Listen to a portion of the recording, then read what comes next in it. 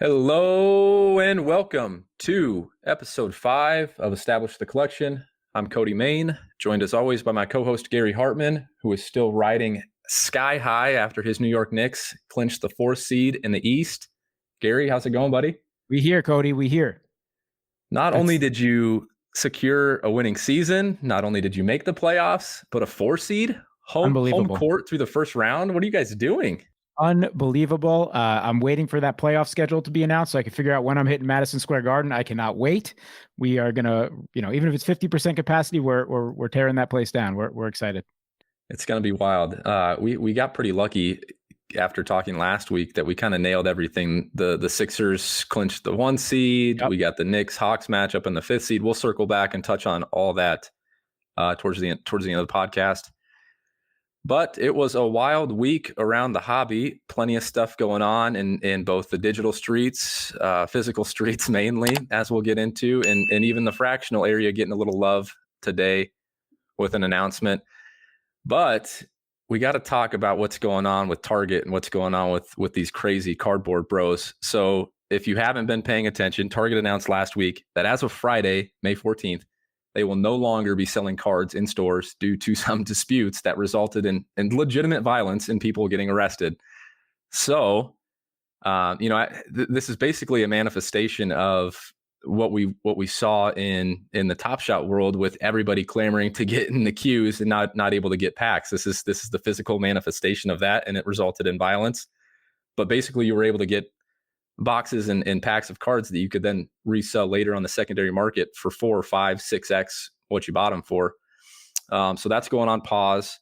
I don't know. Do you have any thoughts on what that means for the hobby? What's going to happen with Target? Will Walmart follow suit? Any extra thoughts to add to these crazy cardboard bros who are just rushing Target stores at 8 o'clock in the morning? Yeah, we actually touched on it a little bit in the starter pack from a couple episodes ago about the craze of retail, how it's impossible to get retail product. And that's because it's the only affordable, quote unquote, affordable for the everyday Joe out there to go out and buy cards from Target and Walmart. The problem is they're eaten out the second they go on shelves, either Thursday or Friday morning. And now that is finally manifested in these people that are basically making those restocks, that Friday morning restock at Target, into Black Friday every Friday. People rushing into the store like old school things you would see on the news, and it's resulted in violence across the country. There was a public incident in Wisconsin last week, and it's basically this has all just resulted in Target saying, "Screw this! We're not signing up for violence in our parking lots or in our stores, so we are going to put a halt to this." And my understanding is the relationship between Panini and Topps and Target is not over. They are maintaining their deals with each other. They will still be buying their product, but for now, a temporary halt on selling in-store cards. So I believe they might be looking to do some stuff of selling this stuff online for the time being. Maybe some people have a little bit better of a chance of actually securing product that way, but for now, no more. Walmart is, my understanding is they're going to keep it going, but I think they have some added security measures, and we'll see what goes on. I started looking at some YouTube videos when I was doing research for, what does this mean for the hobby? Is anything going to come of this? Will I have a better shot of getting product if I can buy online? And my goodness, these guys are videotaping themselves, getting into Target, sitting in line for hours outside in the dark and the cold. It's just crazy. So it is. Yeah, from my understanding, I think you had the same approach. This doesn't really affect a whole lot. It seems like that Target's going to end up getting this product out one way or another. And most likely that's going to manifest itself getting product out online. So, keep an eye out for that. Maybe you do have a better chance of getting product in your hands online if you haven't been able to get it through the store. Yeah, exactly. And switching gears to the NFT world and Top Shot. Top Shot is continuing their run on pack drops, basically running 2 pack drops a week. We ripped our Throwdown Series packs on Monday. After getting those Monday afternoon, we ripped those Monday night. Since then, there have been 2 more pack drops. The reserve drops for the common packs, the $9 packs that come with 3 base moments. And you're starting to see the end of the plus EV guaranteed packs, which is, for long-term collectors and people that come from the cardboard space, it's kind of what you expect, right? You're not trying to strike gold with every pack. So this is something that shouldn't really surprise a whole lot of people, but It just means for me, more interaction on the secondary marketplace and actually more research going into making long-term investments and collecting in players that you truly like, as opposed to just getting a $9 pack and turning it around for $18, $27, $36. So, I appreciate that. It's something that I was kind of looking forward to for a long time. It's not fun getting a $9 pack and having $3 worth of expected value come out of it, but we're used to it. So yeah, this was inevitable. I mean, that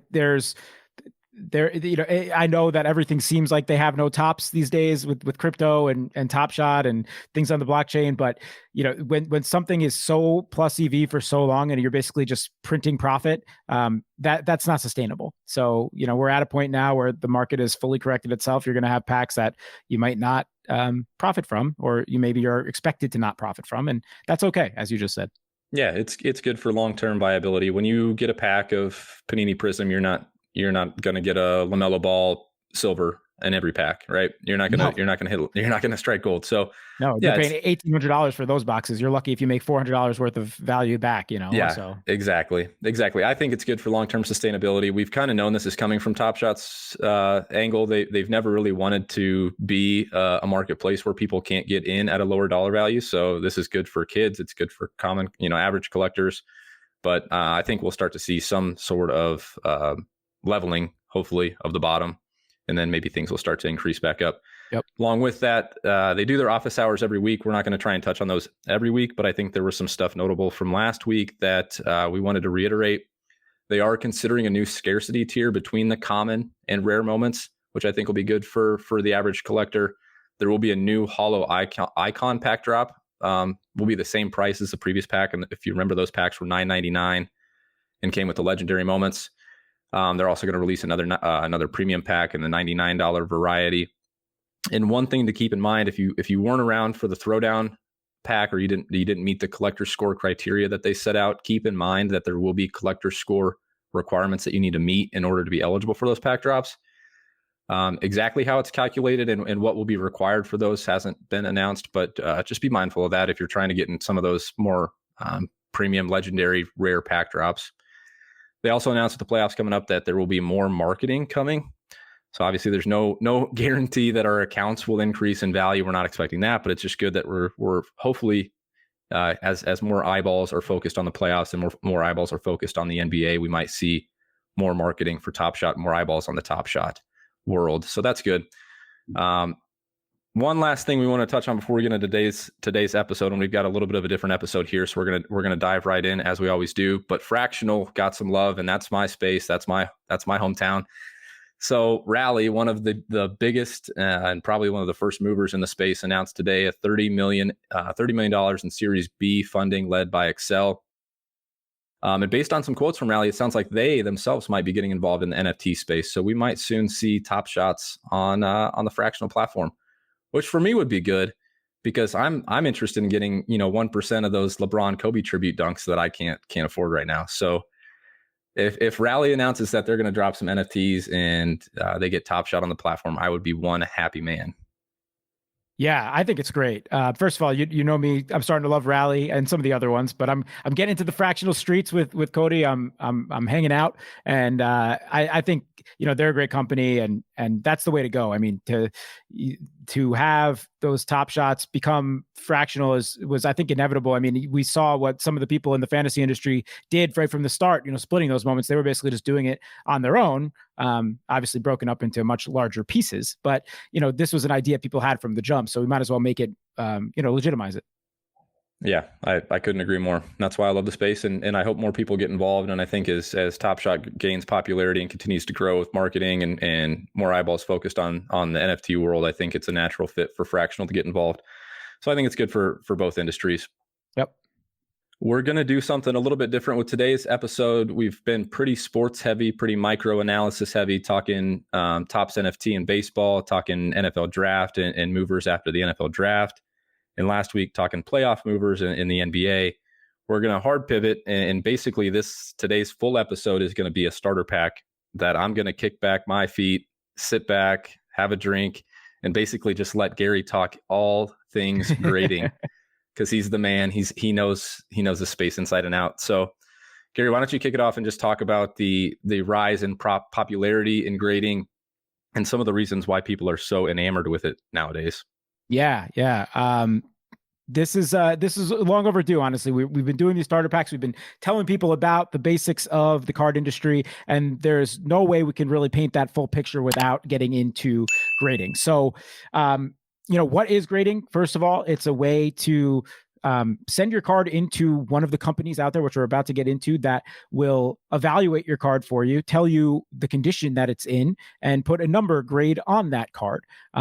It's also a way to protect it. It puts it in a slab for you. And I'll show off a bunch later, but you've probably seen some. I've held some up on this screen. So it puts it in a plastic slab where the card should not move. It's protected from any human hands, any kind of damage to come to it. It's going to be protected and sealed in that grade that they have assigned it. There's also one of the other main purposes of grading is authentication. So, if you want to make sure an autograph card is actually signed by that player, or just that it's an authentic card, that's not a fake, it's not cut, meaning it's missized or anything like that. These companies will do that for you. They'll say, yes, this is an authentic card. Sometimes you could send a card in just to get authenticated. You don't even want it graded. You just want it protected and authenticated, saying, hey, this is an authentic upper deck exquisite LeBron James autograph card, and now we're going to put it in the slab for you, and it is protected. So that is those are the main reasons that people grade. And now in today's day and age, in this crazy card boom, you almost have to grade if you want to receive maximum value on your cards, if you want to be showing off your collection, if you want to be looking at it as that true alternative investment that so many people are looking at right now. Grading is almost a must in today's landscape. So that's why we grade. That's what grading is. And, from here, I think we'll dive into who the main players in grading are, and some of the need to know details to get you set up in that grading world. Yeah, it's not enough to pull that LaMelo Ball rookie card silver, right? It's not enough to pull that from a pack. It's raw. It doesn't mean anything at that point yet, right? Eventually you have to get it graded, and eventually it has to grade out well in order for it to maximize its value. So there's two titans in the industry. We've alluded to them a lot on the show already without going in depth in either one. Why don't you talk about what people probably are familiar with, even if they're tangentially related to the physical card space? Why don't you talk about PSA? Kick us off with some PSA history and why they're kind of the kings of the space. Yep. So PSA, you just said it, is absolutely the king of the grading world. So PSA stands for Professional Sports Authenticator.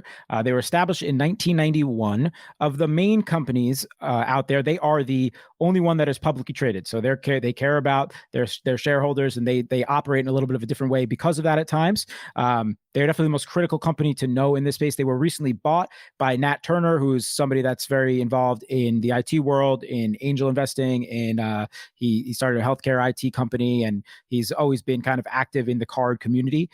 So he was a big deal, and they're owned by the company. It's called Collectors Universe. So they do all things collectibles, authentication. They'll grade not only cards, but jerseys and just autographs and anything you want to send to them to get slabbed and authenticated. They will likely do it. They do coins. It's not just sports collectibles. They do all different things, and that is Collectors Universe.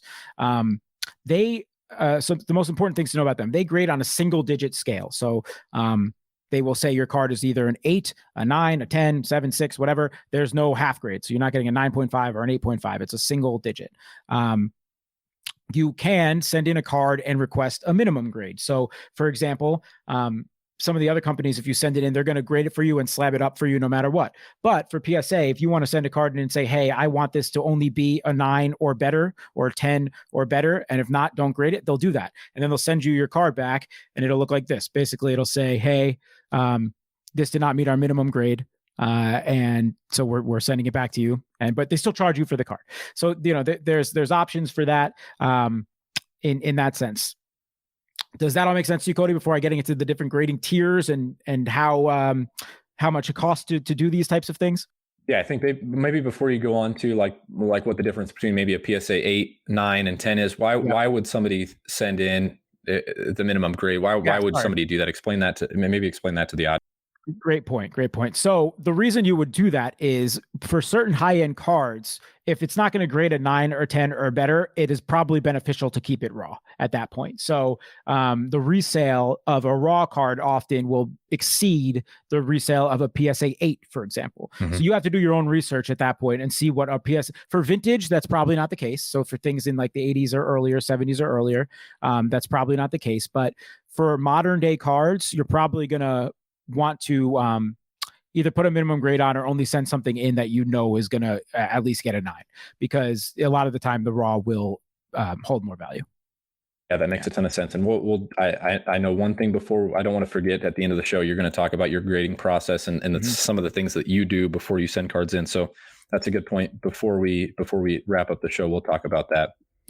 Yep. And we're going to talk about what the 8s and the 9s and the 10s exactly mean when we get to the next grading company, because I think it's easier to talk about it when you're able to have a couple different examples. But for now, I just want to stay on PSA and how their process works. So PSA has a bunch of different grading tiers. And a bunch of these are shut down right now, which we're going to get into in just a minute. So if we just hang on there, but I want to just talk about the couple different tiers. So they have a value tier, which is $20 per card right now. That probably will increase sometime in the near future. But for now, when it's open, it's $20 a card. And it takes a long time for that card to get back to you. But you'll say, hey, $20 a card. That's the cheapest that you can get a card graded from them. However, that card needs to have a maximum value of $500. So if it's more, they're going to upcharge you at that point to the next tier, which there is economy is a $50 tier, just gets you back a little bit faster. Also max $500. If your card's worth more than that, when it's graded out, they'll upcharge it to the next tier, which is regular, $100 per card.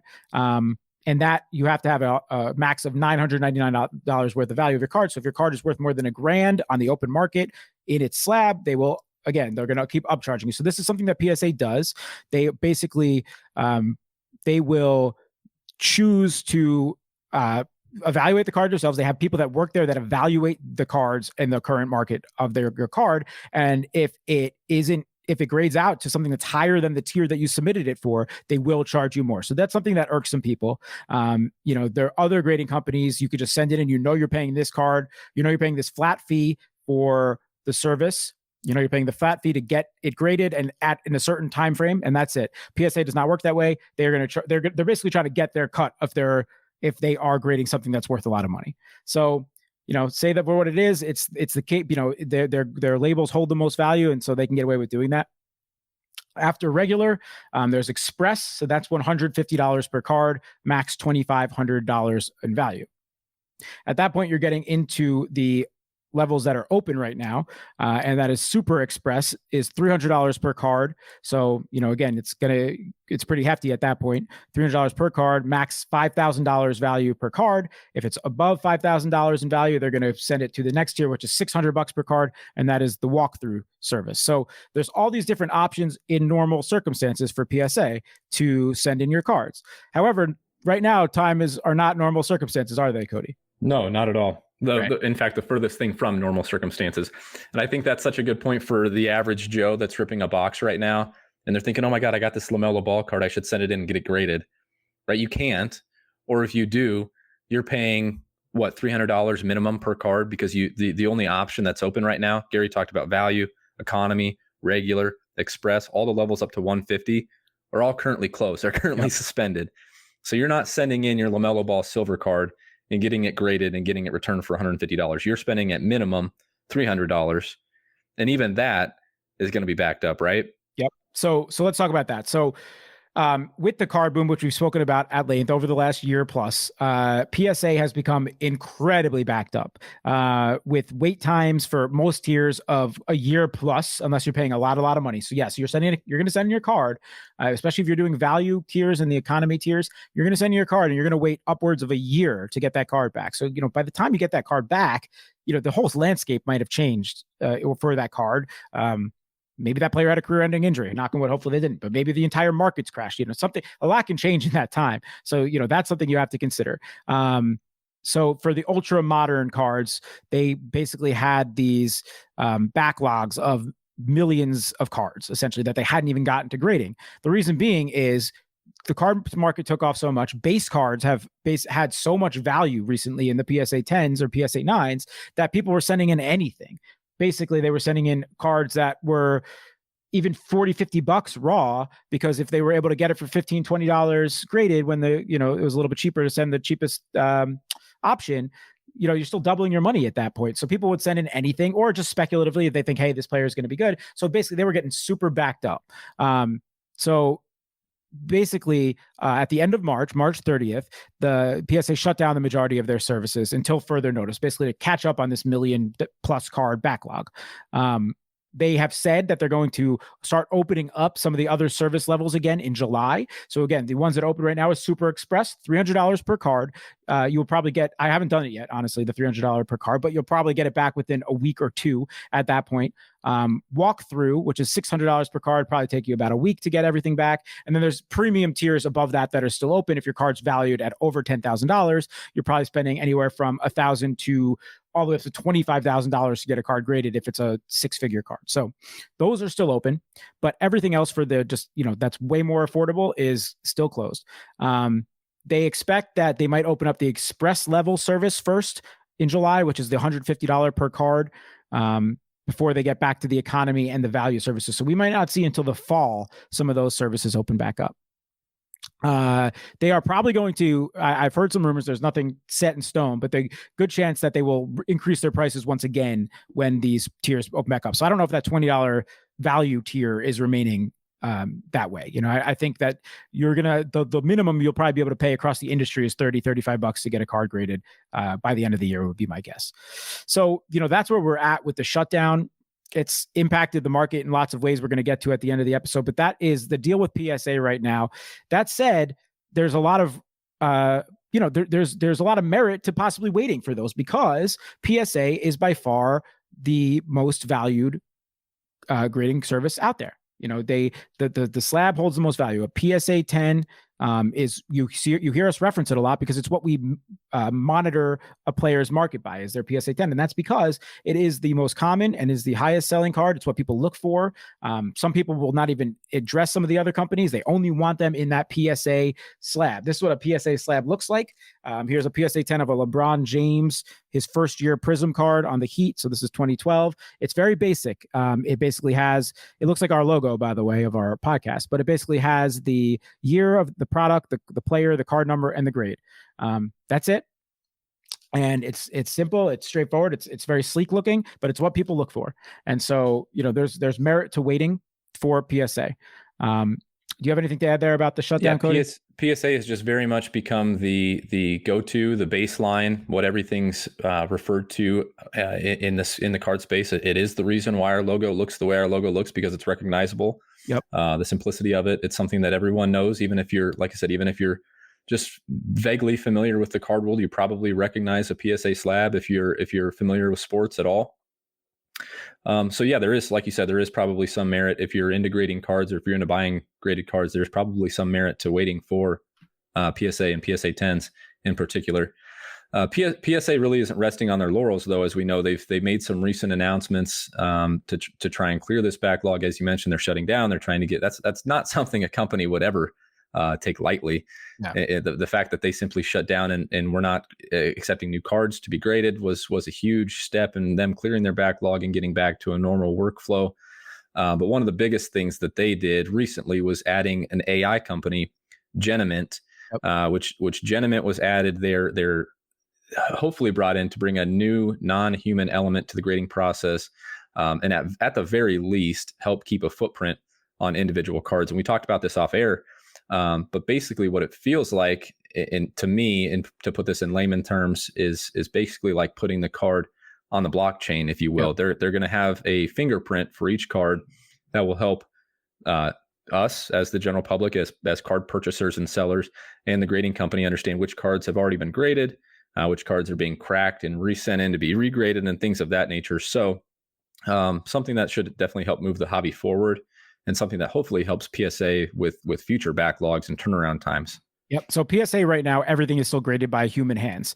That is still not changing for the time being. Now, obviously, acquiring a AI company, you would think maybe, hey, they're going to be implementing an AI aspect into the physical grading of the cards. As Cody just mentioned, that is not what they're doing right now. They're going to be using this technology company as an automated analysis of an actual card, basically keeping a footprint, like Cody was saying, kind of like the blockchain on physical cards. So like, hey, they might be able to recognize if this card's been sent in before, if it's been sent into a different company, if the card's been altered, things like that. It's going to be able to keep a card fingerprint on individual cards. That's how they're going to start using this company. We'll see what they do in the future, but it's certainly big news that they acquired that company.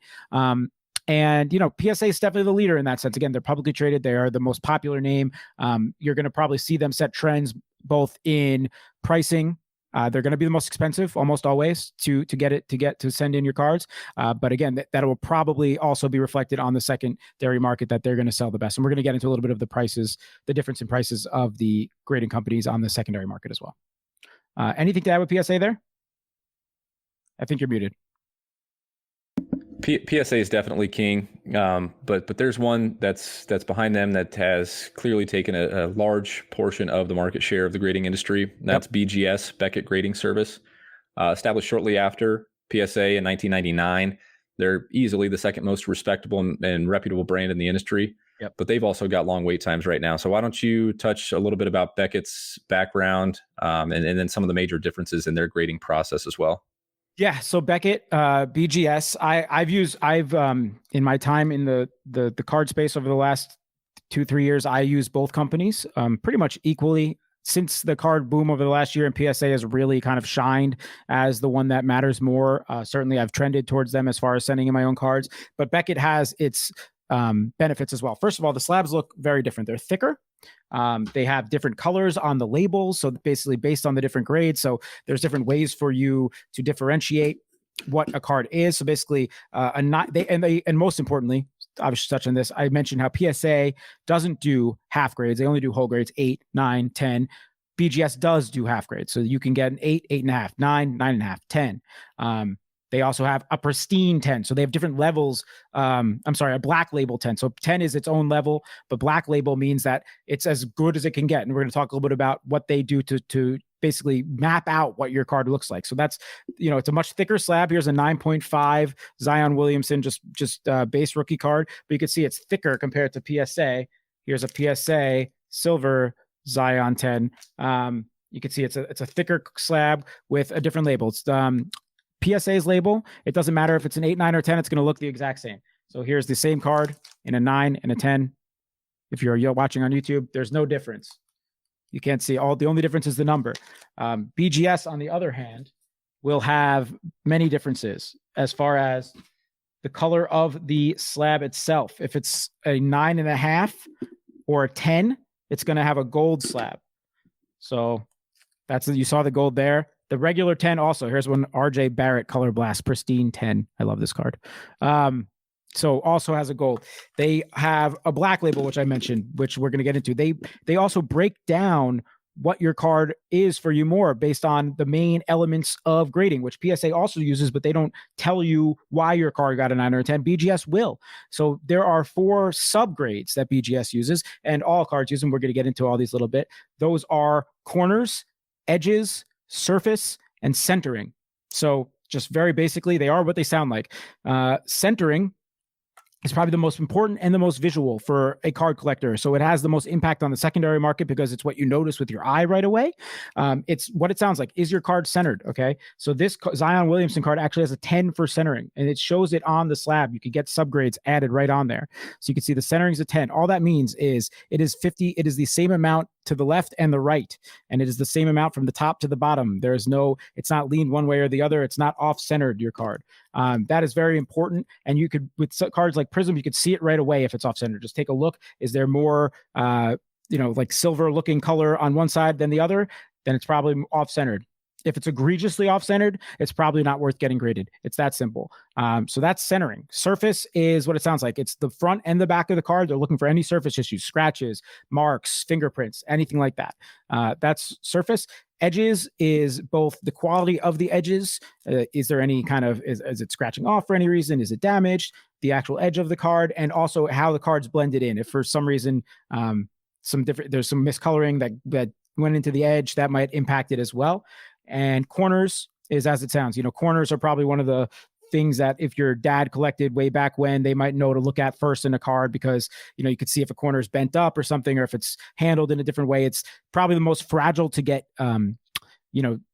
affected easily, as far as a corner getting bent. So those are the four main aspects of grading, and Beckett will lay those out for you. You could choose to have those subgrades on the slab, or you could choose not to. It's a little bit cheaper to not have them on. This is what it looks like if you don't put it on.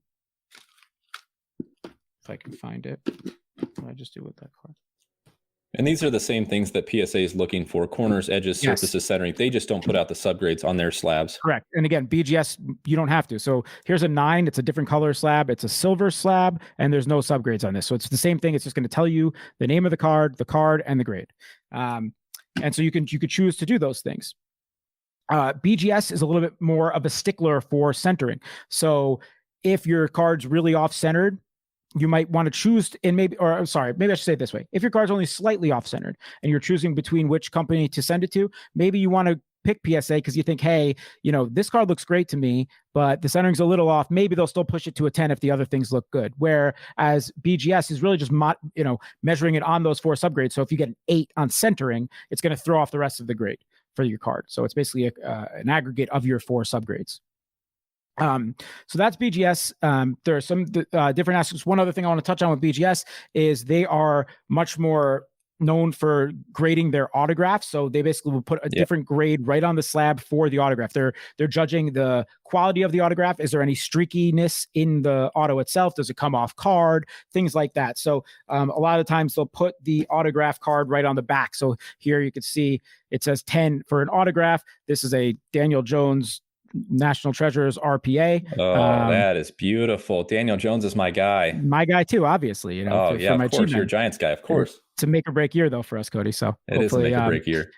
So here you can see on the front is the regular grade, on the back is the autograph. So some people choose, and I am one of these people. When I'm sending in an autograph card, I actually prefer to send it to BGS. I like that they you could see the autograph grades right out there better. And sometimes those cards are thicker. And I think thicker cards, because it's a thicker slab, actually look and feel a little bit better in a BGS slab. So that's a personal opinion. I think some other people feel that way too. So for modern cards, autograph cards, thicker cards, BGS sometimes is the way to go.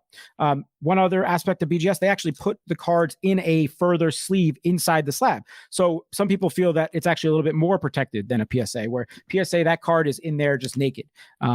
It shouldn't move, it should still be protected. But again, it's a thinner slab with no further protection inside. So if for some reason it got damaged in shipping or something like that, you have a better chance of your card being protected in a BGS slab.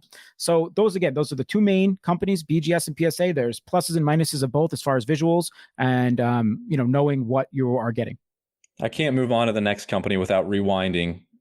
Yeah, let's rewind. You showed me the 2012, the first year LeBron Prism. That was nice. Yeah. You showed me the Zion base. That was nice. Yeah. But what was it with you pulling out that sick, pristine BGS 10 RJ Barrett Color Blast and just like it was nothing? Yeah, like it was nothing. I wanted to show a pristine 10 that wasn't a black label, because I thank you for this is good, because I'm going to get back to the black label now. But yeah, this is one of my absolute favorite cards. I showed the Giannis one not that long ago. Yeah. You guys found out about me last week that RJ is my PC. I got so much that I can show you about RJ, but this card, I pulled it myself and I graded it myself, and it got a pristine 10. You can see the subgrades on it. It is a half grade away from being a black label. It has a 9.5 on surface. Everything else is a 10. A black label means, now that you know all about subgrades, all a black label means is that it's perfect. Every subgrade has a 10 and the card has a 10. And then they're going to throw a nice black label on there for you, which these sell better than anything on the entire market, better than a PSA 10, better than a BGS pristine 10, better than anything. If your card's in a black label slab from BGS, it's going to get the highest possible return. This is a Ronald Acuna Walmart exclusive rookie card in a BGS black label 10. So that's the difference between PSA and BGS, and those are going to be your 2 main players in the grading field. Anything to add there? No, I think you summed it up perfectly, explained the differences perfectly, and flexed even better. I gotta flex. It works better when you can flex just while you're explaining something because it's just very casual. But yes, I thank you for. I love that color And black card. especially with the RJ Barrett, I love that card. It's a beautiful card. Yeah, thank you. I agree. So there are other grading companies, Cody, as you know. There's a bunch of them, but the one that we should probably touch on is SGC, which is definitely the third player in the field. And a very clear third, right? Yes, I mean, yes. as we touched on, it's the two titans at the top. It's PSA, BGS, and SGC is a kind of a clear tier break in the third hole. Totally. So SGC came around the same time as BGS in '98. It stands for Sports Card Guarantee Corporation, something like that. And they have their modern day slabs look a little bit different. So there's like a black label, a black kind of plastic look around them, like a matte, which kind of some people like. It's a little bit sleeker. Their numbers of the grade are just very big. They also do half grades, so they do similar to BGS 9, 9, 9, 5, 10. They also have a pristine 10 on top of it, but the label looks the same no matter what. They will also grade autographs for you, and they basically put it on the same label, separated out. I should back up and say PSA will also grade your autograph, but you have to check. You have to ask for it specifically when you're entering your cards, and it's not as popular of a thing to do. So people aren't necessarily looking for an autographed card. If you do, just a little tip, if you do have a card that's autographed that you don't think the autograph would 10, so like say maybe it's streaky or the guy picked up his pen, he didn't finish it, he went off the card. The best way to do that is send it into PSA without getting the autograph graded. So because if the autograph grades under a 10, it will impact the value of the card negatively. So if you have a 9, they can gem mint the card and then the auto will just be ungraded. Just ungraded. Yeah. Perfect. So that's the way to do it. Where BGS, you cannot do that. If you send the autograph card in, they're going to charge you to grade the autograph and put it on the slab. So PSA in that case would be the way to go. Back to SGC. They have been in the news a little bit recently because they have been messing around with their price tiers. So right now they are the cheapest option on the market, and they just recently re-lowered their prices because when PSA had upped their prices, which they did before their shutdown in the beginning of the year, SGC basically came out with a statement and said, hey, our biggest competitor upped their prices, so we have to too now to compete. People didn't respond to that lightly. Their cheapest tier, I believe, was $75 for the last handful of months, which for a company that's clearly third fiddle in this space, I don't think anyone was really interested in. They said it was to also clear their backlog, which I'm sure they did have, but it didn't really, people did not respond well to that from SGC. It's one thing for PSA to get away with, but so now SGC is back to normal tiers. They have similar tiers that you can do value and things like that. Right now, you can actually send in for a $30 tier with only 20 to 25 day wait times, which is truly what you'll get back supposedly within a month. That's amazing. So if you are just looking to get your card out there, get it slabbed up for your PC, get a grade on it, SGC is a good option for you right now. Additionally, SGC is something that is respected for vintage, especially the older SGC slabs. So SGC, again, they started in the late 90s. People would send in their vintage cards, especially baseball from the 50s and 60s, and they had a kind of a little bit of a cool system where they would grade it based on a number system, 0 to 100. They would put the actual letter number grade like 5.5 or 6 underneath that number, but people did like and respond to that grading system. And for vintage, it still does hold up on the resale market. Yeah, and you'll see that on fractional sites too. You'll see some SGC slabs. You'll see old Mickey Mantle cards. I think I've seen an old Roberto Clemente card. So you'll see that on fractional sites as well. And the value clearly does hold up if they're high end enough to be listed as fractional assets. Yeah, you'll see Jackie Robinson. You'll see all those guys. And those are cool. They're cool. They're older slabs. They look different than the one I just showed you if you're on eBay. Much different. They have like a little bit of a green to them, I believe, with the small little numbers, 0 to 100. They're cool and they're respected for the vintage space. So SGC, it's a good company, but it's definitely third in line as far as popularity and on the resale market. There are other companies, especially that have been popping up while the wait times have been up for these companies and while the card boom is so hot. So one of those that is probably the most relevant right now is HGA. Cody, do you want to talk a little bit about HGA? Yeah, I've tweeted about HGA, and I think I first heard about it on Davis Maddox podcast. HGA is fairly new. I think they were founded in 2020 or 2021, so they're very brand new. If you haven't heard of HGA, I would highly recommend checking out their slabs. If you just do an eBay search of like HGA, even just search HGA slab on eBay, you'll see a bunch of cards pop up as they're gaining popularity. But they've got a different approach. Obviously, HGA stands for hybrid grading approach, so they're incorporating some AI some tech that's helping out with their grading process. But the biggest difference is they have colored slabs. So basically, what you'll see is if you've got like a blue Zion card, they'll match the slab. So the PSA label at the top, instead of being red and white, it'll be blue and black to match the coloring of the card. So I think that's pretty neat. Something that's kind of cool for PC, or if you just want to have something slabbed up.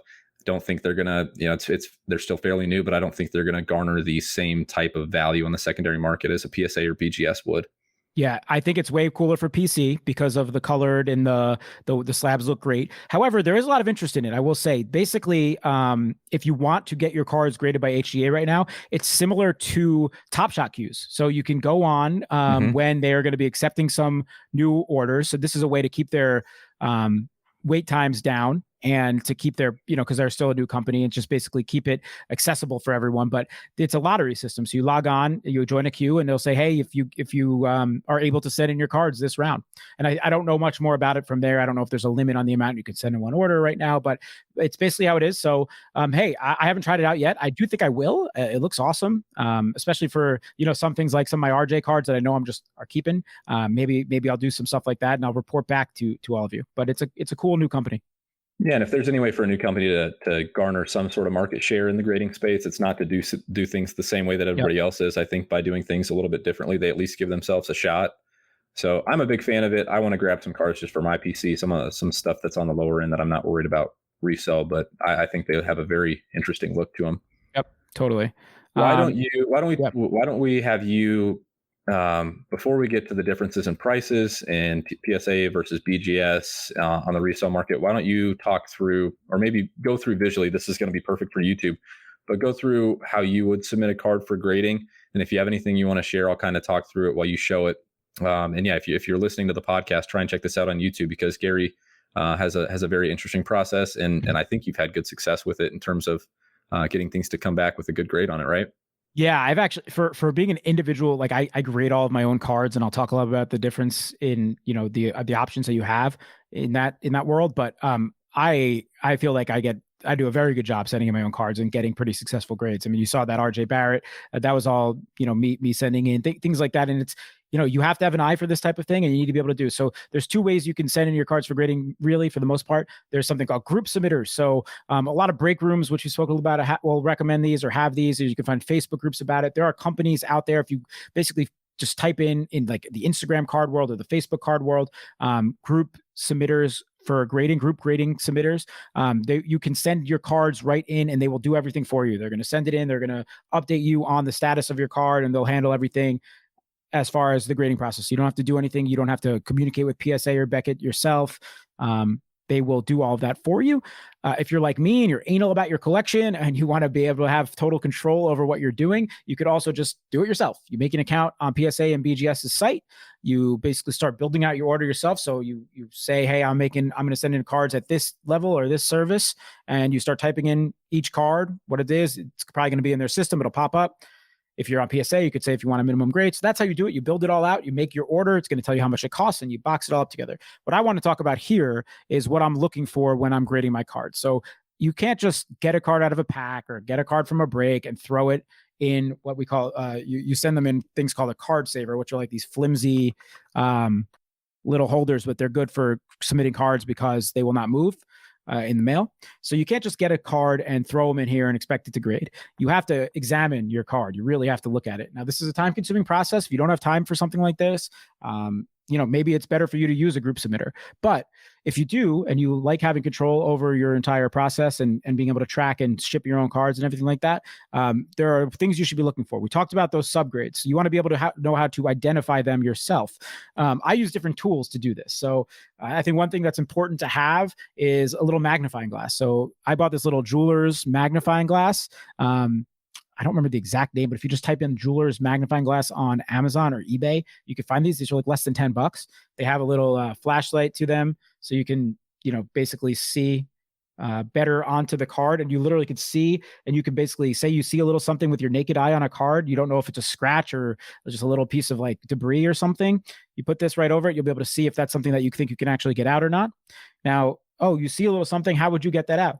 What are the best way to, basically prep your cards for grading without damaging them, I recommend a couple things. One, I wear gloves. It seems a little silly, but I think you should wear gloves when you're handling your own cards. You don't want to have fingerprints on it, first of all.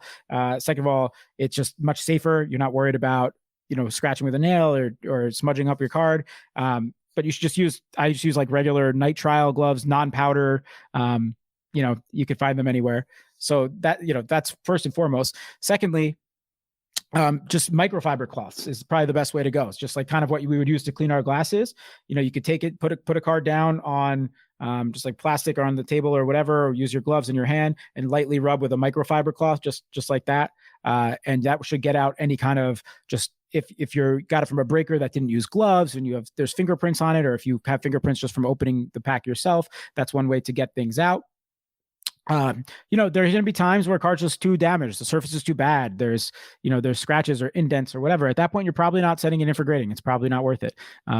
But one other thing I will say is, if your card has something that you cannot manually get out yourself, some of the group submitters do grading prep for you, and might be able to help get your card a better grade. So you really want to make sure that your card is good on the surface. There's no damaged corners. You can watch some YouTube videos on some of this stuff too, on how to properly clean and prep your cards. But those are some of the tools that I would recommend. And then you basically make sure you keep it in a penny sleeve and you put it in one of these card savers and you box it right up, send it. They'll tell you where to send the cards to. And that's really how you do it. It's not that intimidating. It's just time consuming. So that's what I do when I'm sending in my own cards. And the reason you put on the gloves and use a microfiber cloth and you look like Adam Sandler from Uncut Gems with the magnifying glass, the reason you do that is not to look like a serial killer, but there's a huge difference in PSA 10, PSA 9, BGS 9.5, BGS 10, and you're trying to maximize the grade that you're going to get on the card, because as we've touched on, there's a huge difference. We've pulled out a few guys that we want to go over, just the common cards that are sold on the secondary marketplace that have high population reports and a lot of sales. I think the easiest one to look at, someone that's in the modern sphere, like a Zion. So Zion's rookie card on a PSA 10 has an extremely high population count on both BGS and PSA. So for someone like Zion, and a lot of these modern cards will be the same way. There's over 17,000 PSA 10s in Zion. In Zion's rookie base card, there's over 13,000 PSA 9s. There's over 8,000 BGS 9.5s. And then speaking to how hard it is to get that perfect BGS 10 or BGS 10 black label, there's only 668 BGS 10s and 27 BGS 10 black labels. Right. So it's so important to try and maximize what you're going to get out of the card if you're going to take the time to send it in for grading. So for comparison, Zion's PSA 10 is going for around $525, a step down to his BGS 9.5. You're losing about $200 in expected value, going for anywhere from $325 to $400.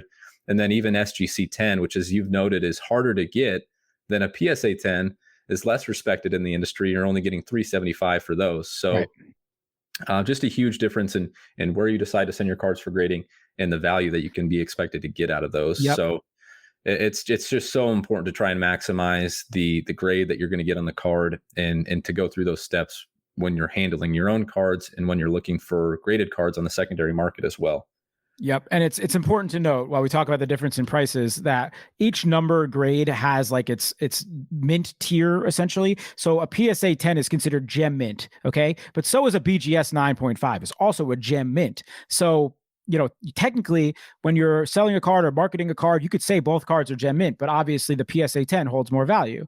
Now, when you're evaluating a card, and if you think it looks in really good shape, you have a decision to make, because if you think there's a chance you can get that BGS 10, you're going to sell for more than the PSA 10. But if you think the card is just a fringe PSA 10, you'd rather have the BGS 9.5 than the PSA 9. So you really, it's a little bit of a mind game here, where there is a little bit of a benefit sometimes to sending into BGS if you think that you can get a 9.5 but not quite that PSA 10. So it's an interesting little thought experiment almost. Yeah, a good example of that. I pulled up John Morant before we got started recording.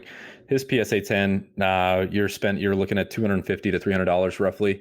The BGS 10 black label, which there's only 14 of, you're looking at $4,500 on the secondary market. So just a huge difference between even a BGS 10 and a PSA 10. Even as BGS 10, which has 312 in circulation, It's going for 455. But I think the larger point too is that just shows how difficult it is to get a BGS 10 to be perfect across the board, Right. let alone a black label. But just to even get a BGS 10 pristine, extremely difficult, and you'll obviously pay for it on the secondary market. And the reason those sell more is because it's technically considered a higher tier in mint. PSA doesn't go above the gem mint tier. BGS does. They have the pristine tier in the 10. So does SGC, by the way. But that is why it's, you have these different levels. PSA 9 is just considered a mint, as is a BGS 9, just regular mint. And then underneath that, you have near mint to mint plus. Like there's these different tiers. You don't have to you could look it up. You don't have to get too far into them, but that is the reason they sell differently on the resale, as just in addition to just the general popularity and respectability of the companies. So much we could talk about on grading. We can go for another hour. Is there anything that we missed? Anything that you want to tell the people? Any edges that you see right now, either on the secondary market or anything that people should be doing that you haven't mentioned before they're sending their raw cards in for grading?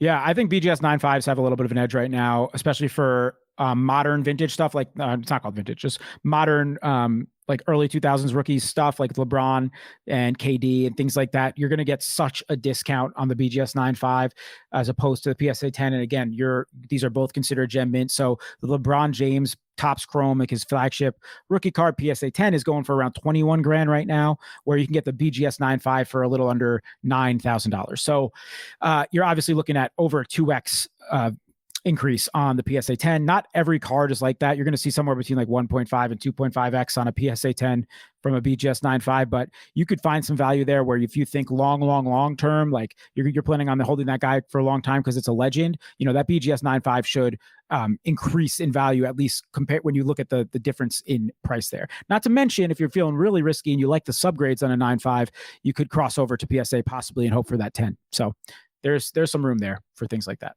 Yeah, that makes a ton of sense. And I encourage all you guys listening, if you haven't looked at a PSA or BGS population report, they're both free to look at. And like to Gary's point, some of the older modern stuff, like pre-2018, even pre-2017 a little bit, if you just look at population reports, you'll see how rare in comparison some of those pre-2018 players look, even in a BGS 9.5, where you're looking at some population reports in the 15, 16, 17,000s for PSA 10s. For 18 and 19 players, you'll see those much lower for like pre-17 players. Exactly. I've been buying up some of the BGS 9.5 stuff. Like I said, I bought a Kevin Durant one over the last couple months. There is some possibly some value there. So, and again, I know PSA 10, some people don't even look at BGS, some people don't even look at SGC. PSA is the way to go. I like both companies. I do like PSA more, just as far as I like money more. But I think both companies are great. Before we get out of here today, let's circle back to NBA playoffs and our conversation from last week. As I said at the top, we kind of hit it with the Sixers. That was somewhat of a foregone conclusion. They needed to close out, and they did. They'll secure the 1 seed and theoretically have the easiest path to the Eastern Conference Championship, with avoiding that second round matchup between the Bucks or the Nets.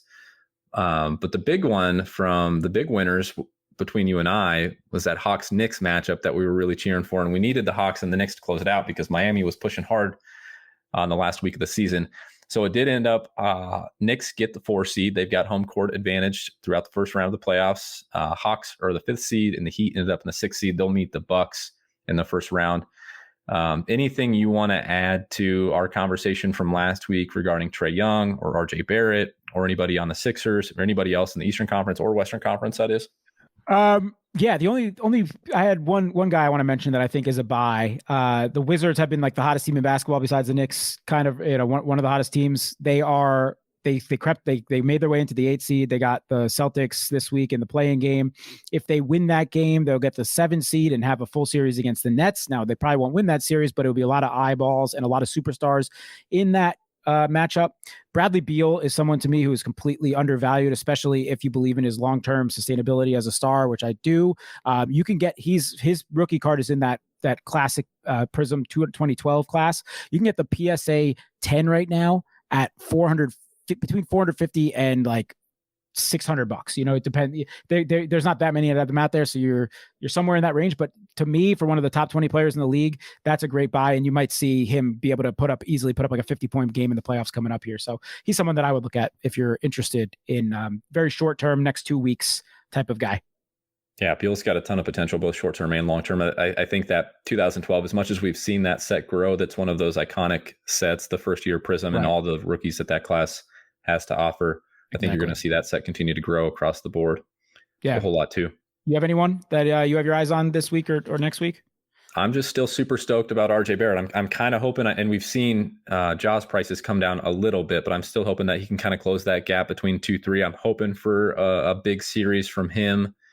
Offensively, especially, I hope they can close out the Knicks. I hope they can close out the Hawks, and we'll see what they can do. We can see what they'll do against the Sixers. But I know you're cheering for that for other reasons. This city will be rocking, my friend. I cannot wait. This has been the most fun Knicks season of my lifetime. Seriously, 12-13, they had 54 wins, but that was a different type of team with a bunch of veterans, and this one just so magical, came out of nowhere. I've been it's absolute joy every night to watch this team, and they play with so much heart, and listen, just to have playoff basketball back at the Garden we're very excited here.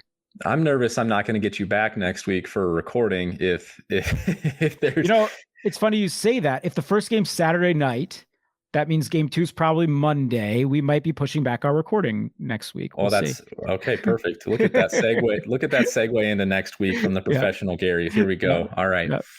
No, we appreciate you guys being here. It was a little bit of a different episode this week. I think Gary nailed everything perfectly from the grading world. A ton of actionable tips on what to do to send your cards in for grading and what to look for on the secondary market, and how we should be valuing each of these grading companies going forward.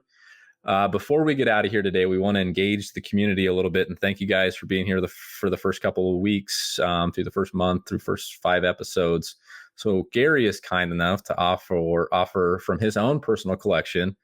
We're gonna circle back to that Hawks Knicks series and keep riding that as long as we can. If the Knicks advance, Gary will give away an RJ Barrett base card, not graded, right? Ungraded RJ Barrett base card. Just raw. I actually don't have so many that are graded. I have so many that are raw that I just have to send in, but I will give you one of them. I picked that one that's pretty well centered, honestly. This one looks good to me. So I do think that if you were to send this guy in, it should grade at least a 9, maybe even a 10. I haven't examined it too much, but giving this out to the loyal listeners, if my Knickerbockers win, I'd be very happy to send this out to somebody. I really would. It would make my day. As opposed to if the Atlanta Hawks win, which we got to still do something for our loyal listeners so far, we will send out this Trae Young rated rookie Donruss Optic base card as well. Also looks like it should grade to me. Pretty well centered. Corners are good. Surface is good. So again, not graded, but they, on an episode we just talked about grading, they'd be great cards to practice with if you want to send into grading when the tiers open back up. And if you have any other questions about grading, feel free to DM me. But Cody, how can our listeners win these cards? Yeah, we're going to ask a little bit something from you. So you need to subscribe, rate, review the podcast, and tweet it at us or send us a DM. You can tweet it at us publicly at ghartman314, right? Yep. ghartman314 and at cmain7, CMAIN7 on Twitter. That'll enter you into the drawing for one of Gary's Trae Young or RJ Barrett cards. So whoever you're rooting for, Knicks or Hawks, if you do that, send us a screenshot of your subscription, your rate, your review on iTunes or wherever you listen to podcasts. We'll get you entered. And what will it be? 2 weeks? We'll be able to give that away on an episode 2 weeks from now. Yeah, probably 2 weeks. I mean, even if the Knicks sweep, we're looking at 2 even weeks. Even if the Knicks sweep, he says. Yeah, we're getting cocky now. I'm just messing. I'm fully expecting us to lose in 6 or 7, but I love the Knicks. Go New York. Go New York. Go. All right, guys. Thanks for being here. We'll be back next week. Hopefully Gary doesn't die in the Garden. Hopefully he's not too drunk to get back to the show. Yeah, it was fun. I'm excited for the Knicks. I'll be cheering for them just to cheer for a friend's hometown team. So let's go Knicks. Thanks for being here, guys. Subscribe, rate, and review. Get you entered into that Trae Young or RJ Barrett drawing. And we'll see you next week. Yeah, go Knicks. Thanks for listening to me ramble about grading. Peace.